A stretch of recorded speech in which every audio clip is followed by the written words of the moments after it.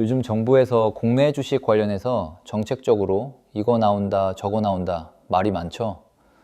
솔직히 나와 봐야 실체를 알 수 있습니다. 기대만큼 안 나올 수도 있고요. 그래서 괜찮게 나오면 그때 가서 결정하지 뭐 라고 생각했다가 괜찮게 나오면 또 뇌동매매 하게 되는 겁니다. 남들 사니까 따라 사고 유튜브에 나오는 거 무작정 사고, 그래서 미리 뭘 살지 찾아봤습니다. 그리고 또 하나, 우리가 S&P 500 같은 ETF에 투자하는 가장 큰 이유가 뭐겠어요? 개별 종목 공부하기가 너무 어렵기 때문이죠. 내가 일일이 기업 분석 안 해도 지수가 알아서 기업들을 필터링 해주니까 믿고 사는 거잖아요. 이 기준으로 찾아봤습니다. 국내에도 S&P 500 같은 ETF가 있을까? 제가 직접 살 걸 찾아본 거예요. 영상 끝에 제가 실제로 어떤 ETF를 담을 예정인지도 말씀드릴게요. 먼저 S&P 500에 대한 오해부터 하나 풀겠습니다. 그냥 미국 큰 회사 500개 아니야? 아닙니다. 생각보다 훨씬 까다로워요. 조건이 있거든요. 시총도 커야 하고 거래도 활발해야 하고, 여기까진 그럴 수 있다 싶은데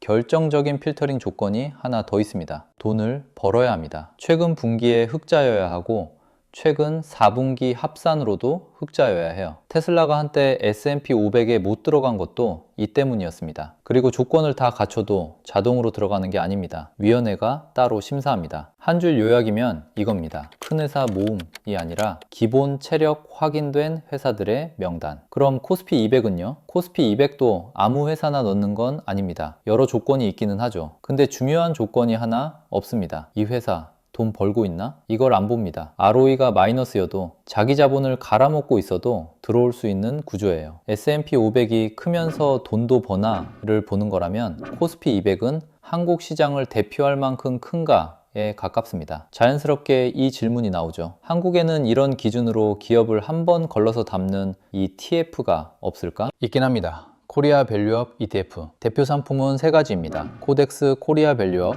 타이거 코리아 밸류업, 라이즈 코리아 밸류업. 이 지수가 기업을 고르는 방식이 꽤 흥미롭습니다. 코스피 코스닥 합산 시총 400위 이내에서 시작해서 5단계를 거칩니다. 최근 2년 연속 적자거나 합산 적자인 기업은 빠집니다. 배당이나 자사주 소각 같은 주주 환원도 봅니다. PBR, ROE 기준도 들어가고요. 이렇게 걸러낸 최종 100 종목입니다. 쉽게 말하면 이 세 가지를 보는 거예요. 이 회사 돈 벌고 있나? 주주한테 뭔가 돌려주고 있나? 자기 돈으로 장사를 잘 하고 있나? 그리고 밸류업에는 S&P 500에 없는 필터가 하나 있습니다. 한국 시장 특성 때문에 들어간 건데 바로 주주 환원입니다. S&P 500은 배당을 얼마 주는지는 편입 기준에 없어요. 그런데 밸류업은 2년 연속 배당이나 자사주 소각이 있어야 합니다. 물론 수익성 쪽 필터 자체는 S&P 500이 더 빡빡합니다. 어느 쪽이 더 낫다고 단정할 순 없고 철학이 조금 다른 겁니다. 수익률은요? 코리아 밸류업 지수가 처음 출시된 2024년 9월부터 2026년 5월까지 보면 밸류업 지수는 약 282% 올랐습니다. 같은 기간 코스피 200은 약 261% 올랐고요.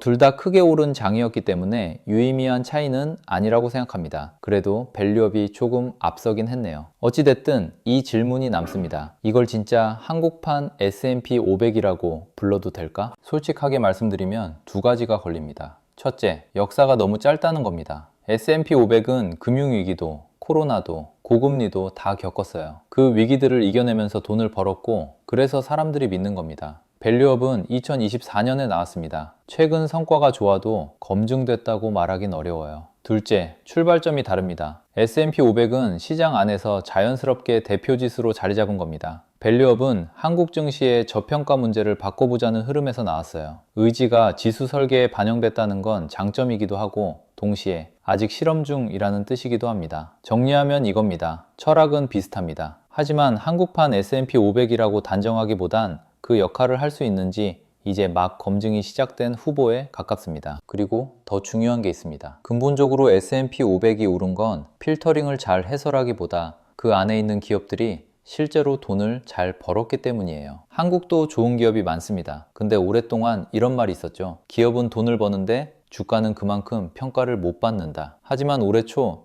코스피가 사상 처음 5천을 넘고 6천까지 뚫었어요. 변화의 신호가 보이긴 합니다. 솔직히 모릅니다. 이게 진짜 부조적 변화인지 정책 모멘텀에 올라탄 일시적 랠리인지는 시간이 더 지나봐야 합니다. 결국 질문은 하나로 모입니다. 한국 기업들이 앞으로도 이익을 키우고 주주한테 더 돌려주고 시장에서 제대로 평가받을 수 있을까? 이 질문에 그렇다고 생각하신다면 밸류업 ETF는 꽤 흥미로운 선택지가 됩니다. 정리하면 이렇습니다. 물론 국내에도 퀄리티 ETF, 배당 이 기업을 걸러서 잡는 상품은 있습니다. 그런데 S&P 500처럼 대표지수 후보로 볼만한 걸 찾으면 현재는 밸류업 ETF가 가장 가깝습니다. 다만 한국판 S&P 500이라고 부르기엔 아직 이릅니다. S&P 500은 이미 검증됐고 밸류업은 이제 시작이니까요. 한 가지만 말씀드리고 싶어요. 만약 정책이 좋게 나온다면 주식 수익률이 0%라도 연수익률이 10% 이상이 되는 상황이 올 수 있습니다. 연금저축, IRP처럼 말이죠. 그러면 기존 ISA 계좌처럼